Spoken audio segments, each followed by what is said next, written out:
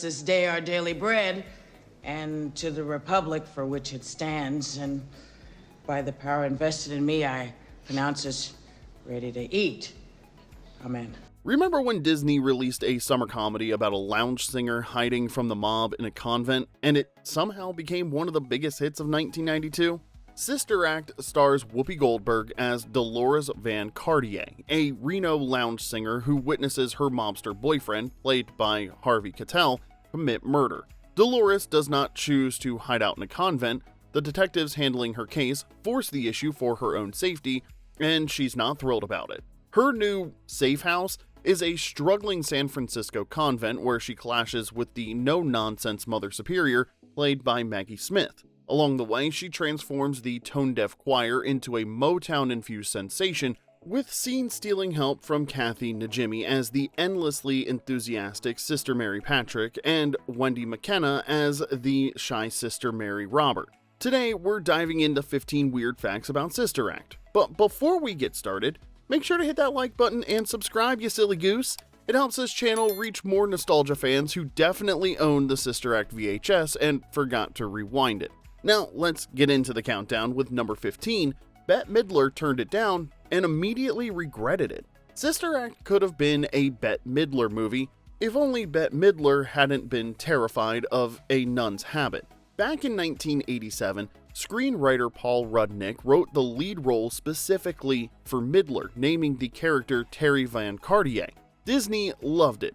Jeffrey Katzenberg called her, but then called again and again. But Midler shut it down every time with the same excuse: "My fans don't want to see me in a wimple." When she passed, Disney panicked and basically went speed dating across Hollywood. Madonna was considered, Cher was considered, even Tracy Ullman was considered too. At one point, they were rewriting the script so often, it felt less like development and more like a casting roulette wheel that wouldn't stop spinning. Finally, the clouds parted and Whoopi Goldberg stepped in, threw on the habit, and absolutely owned the role. I'm a real genius. That's why we're packing them in. And don't you pack any more of my makeup in that bag. Don't think I don't know what you're doing. Years later, Midler admitted what the rest of us were thinking. She blew it. As she put it, Whoopi wore it all the way to the bank, so God bless her. She was perfect for it. And considering the Sister Act movies pulled in millions worldwide, that wimple came with some serious financial blessings attached. But don't feel too bad for Bette. She's a Broadway legend, a movie icon, and has more awards than most people have shelves. She's doing fine. She just has to live with the knowledge that somewhere in an alternate timeline, there's a version of her career with even more sequins and even more nuns.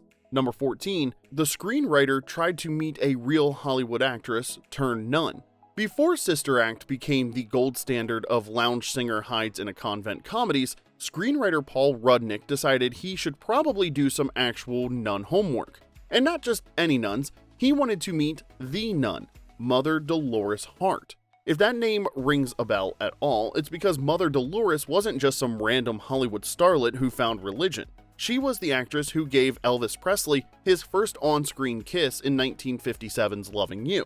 By 1960, she was a breakout star of Where the Boys Are. Hollywood called her the next Grace Kelly. Then in 1963, she walked away from all of it and entered a cloistered Benedictine monastery in Connecticut. Rudnick traveled to Regina Laudis, stayed for 2 days, soaked in the rhythms of Abbey life, but never actually met her. Still, her journey shaped the DNA of Sister Act, a glamorous performer trading spotlights for something completely opposite. A friend of mine said, "I know a place you can rest," and she sent me up to the Abbey.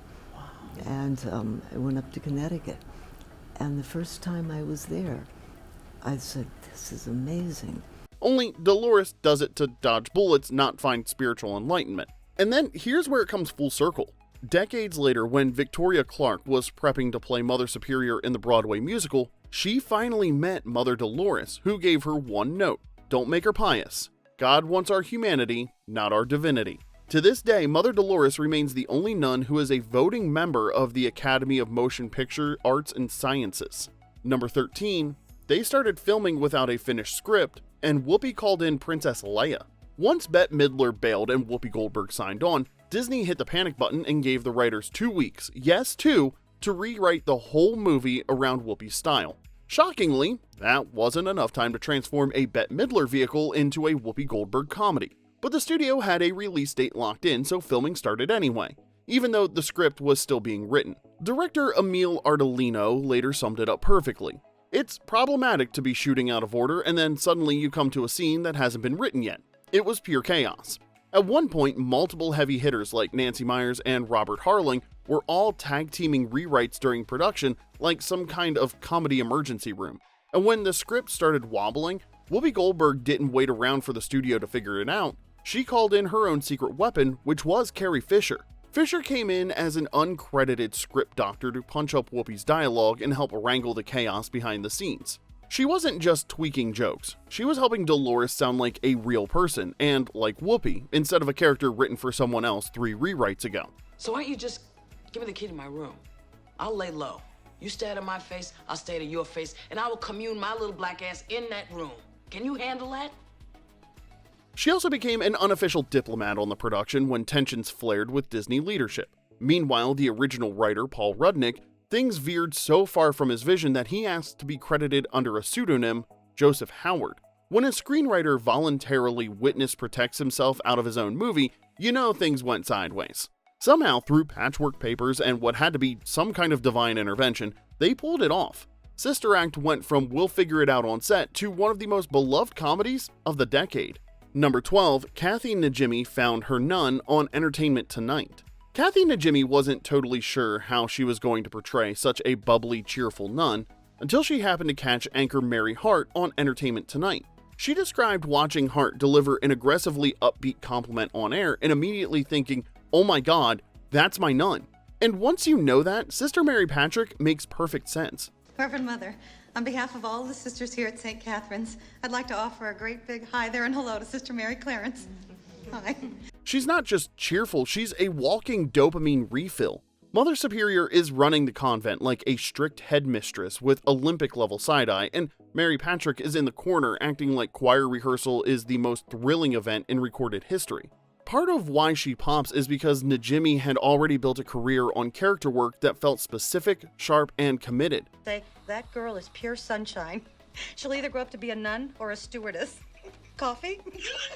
Before Sister Act, she was well known in theater and comedy circles for the Kathy and Mo Show with Mo Gaffney, a sketch production that ran off-Broadway and later became HBO specials. She'd already proven she could create big personalities without turning them into cartoons, and that's why Mary Patrick works. She's bubbly but grounded. She's joyful but she's not dumb.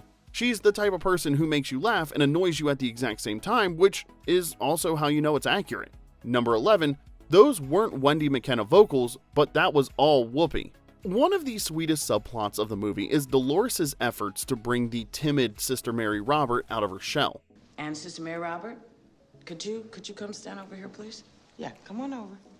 I noticed that you're moving your mouth, but nothing's coming out. So I'd like to just hear you by yourself, if you don't mind. We eventually realized that the soft-spoken sister can really belt one out, but it's not really actress Wendy McKenna singing. She was dubbed by vocalist Andrea Robinson. Robinson is one of those studio singers Hollywood calls when they need a character to suddenly sound like they've been training for a cathedral concert their whole life.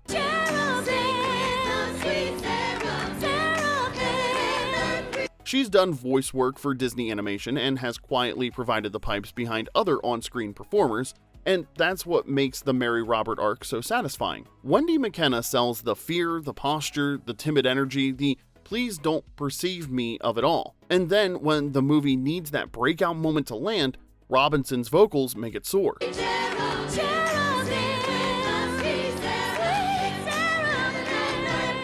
Whoopi, however, did her own singing, all of it. The lounge act in Reno, the choir rehearsals, the big showstopper numbers, every note that comes out of Dolores Van Cartier's mouth is Whoopi Goldberg.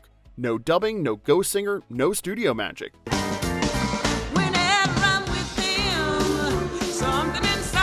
And it wasn't effortless. She trained extensively with vocal coach Mickey Curley and vocal arranger James Ford to make sure she could carry those leads. So when Dolores belts I Will Follow Him in front of a packed church, that's not movie magic, that's preparation meeting performance. Number 10. Whoopi was so mad at Disney she refused to promote the movie. Sister Act is a feel-good comedy about harmony, forgiveness, and finding your voice, but behind the scenes, harmony was in short supply. All that rewrite chaos from earlier, it didn't end when they yelled cut. By the time production wrapped, Goldberg's relationship with Disney was so damaged that when Sister Act hit theaters, she refused to promote it. No interviews, no press tour, no talk shows. She was silent. Think about that. Disney was about to launch a summer comedy about nuns singing soul karaoke splashed with a little Ave Maria, and their lead actress wouldn't do a single interview. And then the movie exploded anyway. Close your eyes. Visualize yourself in a room full of people, lots of silverware, people dropping stuff, talking loud, drunks, women with trays going, "What are you gonna have?" Sister Act became one of those rare hits that didn't need the full Hollywood promotional machine. Audiences showed up, word of mouth spread, and the soundtrack climbed the Billboard charts and stayed there for over a year. Imagine if Whoopi had actually promoted the thing. They might have had to build a second Disney vault just to hold all the money. Nothing heals studio tension like a 9-figure box office run. Number 9, Nuns, room service, and absolute menace behavior. During the shoot, Kathy Najimy and Wendy McKenna decided to order wine and fries to their hotel room from room service while still in their habits. Before the order arrived, Kathy insisted that Wendy sit on the bed transfixed on the television, which was tuned to a porn channel so they'd get a reaction out of the waiter. All went as planned until Wendy could no longer contain her laughter and lost a $100 bet with Kathy. And then there's the Reno casino portion of this story, which is basically the most 1992 thing imaginable. The production spent time filming in a Reno casino, which the actresses loved. Najimy said, "That was great because I love gambling." Oh, I love this song. Gimme, gimme, gimme, gimme, gravy tonight. She also said Wendy McKenna smokes, and they'd sit at the 21 table in their nun outfits with drinks in front of them in full costume.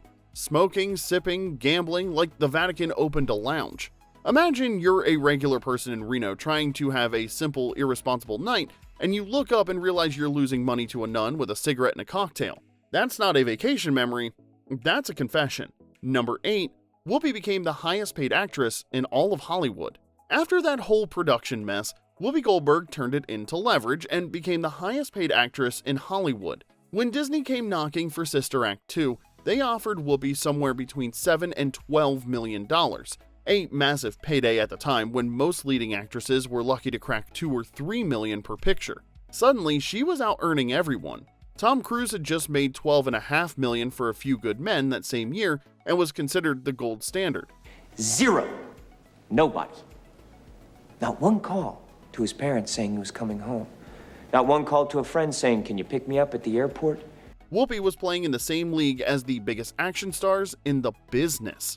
As she put it herself, "I'm the highest paid woman in the history of making movies." It's a nice little kick. It's a nice thing to throw out at dinner parties, and you take one look at me and you go, "What?"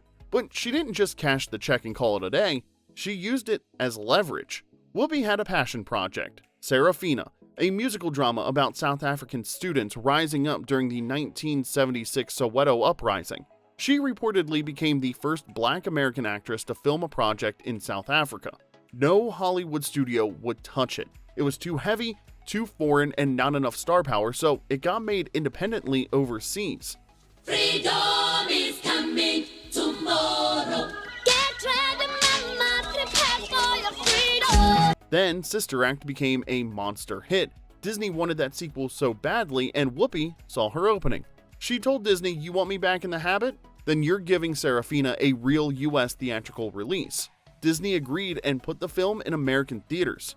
Serafina wasn't a box office smash, but it got seen, it got distributed, and it happened because Whoopi understood exactly how much clout a 9-figure comedy buys you. That's how you play Hollywood. Now, we're going to take a quick pause because if you're enjoying this trip back to 1992, I want you to hit like and subscribe before Mother Superior gives you that look. It helps the channel keep this choir singing every single week, so now let's get back to the weirdness with number 7. They turned pop classics into gospel hits and then performed them live in costume. Let's be honest, the idea sounds ridiculous. Take pop and doo-wop classics, run them through a choir of nuns filter, and hope audiences don't riot. But Marc Shaiman, the movie's musical mastermind, pulled it off. Shaiman had been arranging music for television and major artists before stepping into film scoring, and Sister Act let him flex every single skill he had. We've been doing a little bit of rehearsing, and it was very wonderful. It was really remarkable. But this is all really because of that man right there, Marc Shaiman. He took songs that had no business being sung in a church and made them feel like they'd always belong there. The arrangements somehow hit the sweet spot between reverent and playful, holy enough for a convent and funky enough for a Reno lounge. My Guy became My God, I Will Follow Him became a hand-clapping showstopper,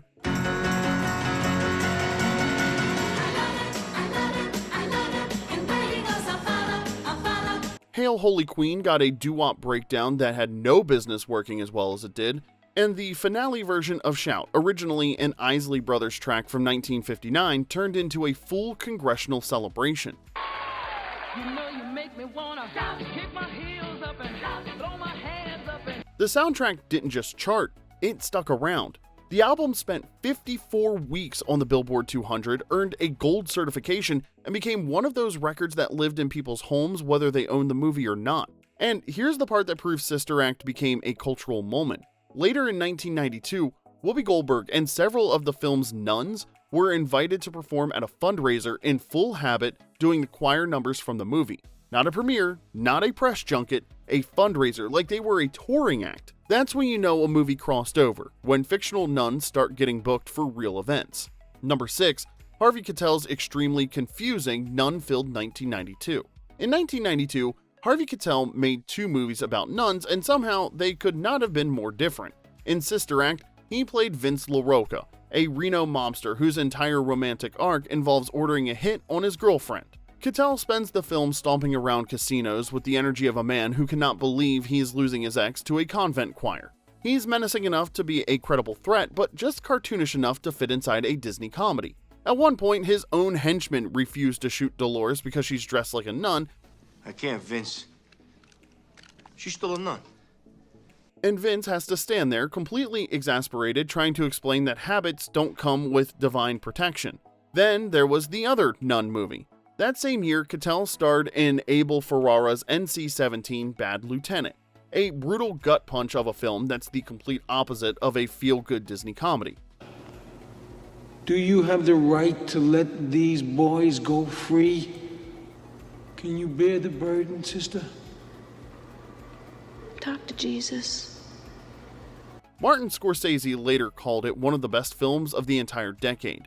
One movie has choir rehearsals and inspirational makeovers. The other is basically a man destroying himself for 96 minutes while Catholic guilt watches from the corner. Now, here's the thing. Keitel was cast in Sister Act when Bette Midler was still attached to the project.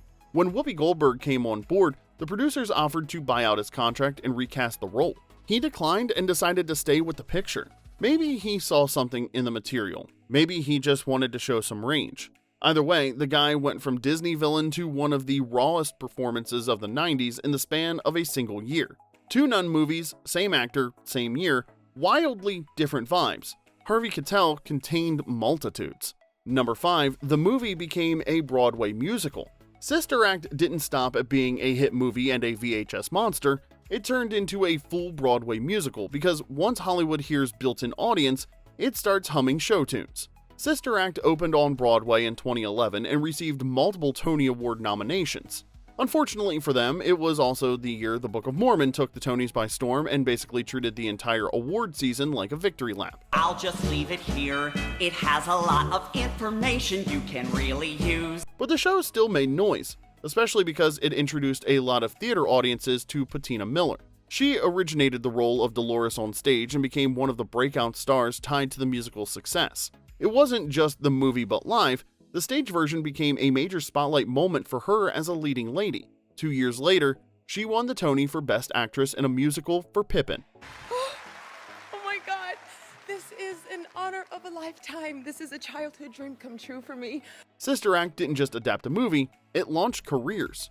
And here's the full circle twist. When the show went to London's West End, Whoopi Goldberg made a limited appearance, but this time, she played Mother Superior. So she came back like, I already did the fun part, now let me stand here and judge everyone, which is honestly the most Whoopi possible way to revisit your own franchise. Number 4, The nuns are technically wearing the wrong habits, but nobody cared. In Sister Act, the sisters proudly identify themselves as Carmelites, which is a problem because not a single habit on screen is actually Carmelite. The Carmelite order is contemplative, cloistered, and quiet. Lots of prayer, lots of silence, and very little time for chasing down mobsters or turning the neighborhood choir into a Motown revue. If actual Carmelites saw what these movie nuns were up to, they'd need a second vow just to process it. What do we do now? Pray what? It's 9 o'clock. Pleasant dreams. Wait. Are you telling me we go to bed by 9? The habits the actresses are wearing look a lot more like the outfits of the Sisters of St. Joseph of the Third Order of St. Francis, which is a name so long it sounds like a tongue twister invented by a very tired seminarian.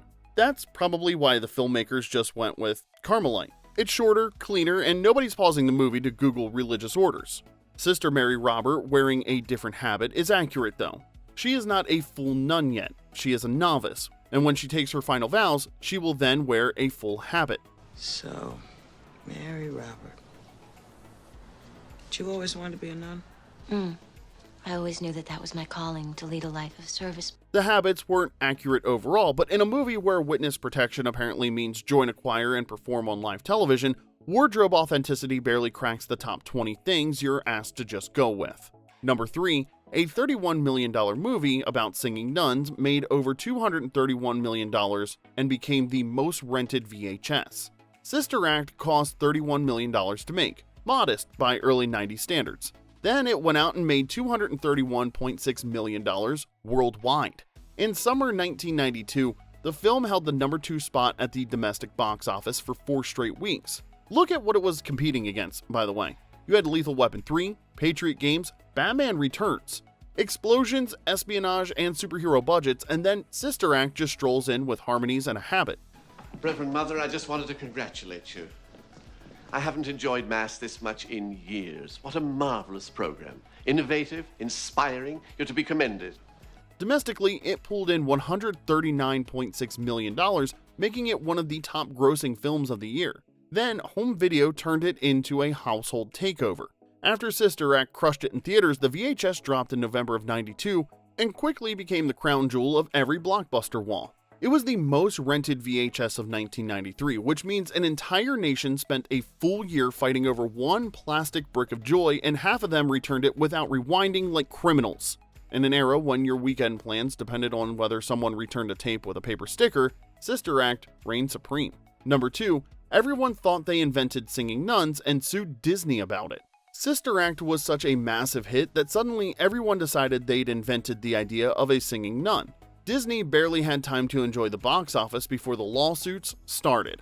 On June 10th of 1993, Donna Douglas, better known as Ellie Mae Clampett on the Beverly Hillbillies, and her partner Kurt Wilson filed a $200 million lawsuit against Disney, Whoopi Goldberg, Bette Midler, their production companies, and creative artists agency. They claimed the movie was plagiarized from the book A Nun in the Closet, which they owned. Douglas and Wilson said they developed a screenplay for the book in 1985 and submitted it to Disney, Goldberg, and Midler 3 times in 1987 and 1988. They also claimed the movie contained more than 100 similarities to their material. Now, you're somebody who's into hard work and discipline, aren't you? Oh, of course, I'm a nun. 4 popes now. 4? Wow. In 1994, Douglas and Wilson declined a $1 million offer to settle the case. The judge found in favor of Walt Disney Pictures and the other defendants. Wilson stated at the time they would have had to copy our stuff verbatim for us to prevail. And that was just the opening act. In 2011, Harlem nun Dolores Blakely sued Disney and Sony for $1 billion, claiming the movie and the Broadway musical stole her life story. She pointed to her 1987 autobiography, The Harlem Street Nun, about her work as a young black nun using music to help disadvantaged youth. Blakely said she'd sent her book to a producer who later worked on the film. Disney said no connection existed, and the New York Supreme Court agreed and dismissed the case, with prejudice.